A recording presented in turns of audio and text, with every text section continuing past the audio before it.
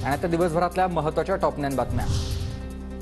नागपुरातील नितीन गडकरी आज उमेदवारी अर्ज दाखल करणार। अर्ज भरण्यापूर्वी नितीन गडकरींचं शक्ती प्रदर्शन, गडकरींचं निवासस्थानी औक्षण। नवनीत राणांना उमेदवारी देऊ नका, भाजप पदाधिकाऱ्यांची फडणवीसांकडे मागणी। अमरावती लोकसभा संदर्भात भाजप पदाधिकाऱ्यांची फडणवीसांसोबत रात्री बैठक, सूत्रांची माहिती। खिचडी घोटाळा प्रकरणी ठाकरे गटाचे नेते अमोल कीर्तीकरांना ईडीचं समन्स, आजच ईडी कार्यालयात चौकशीला हजर राहण्याचे आदेश।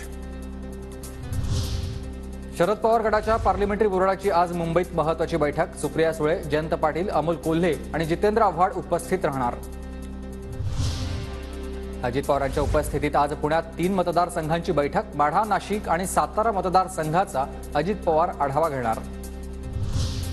राज ठाकरेंच्या उपस्थितीत आज शिवतीर्थावर मनसेची बैठक। लोकसभा निवडणुका आणि गुढीपाडवा मेळाव्याच्या पार्श्वभूमीवर बैठकीचं आयोजन करण्यात आलं आहे।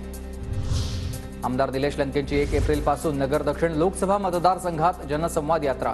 लोकसभा लढवण्याची वेळ आल्यास मतदारसंघातील समस्या माहीत हव्यात। जनसंवाद यात्रेवर निलेश लंके यांचीही प्रतिक्रिया।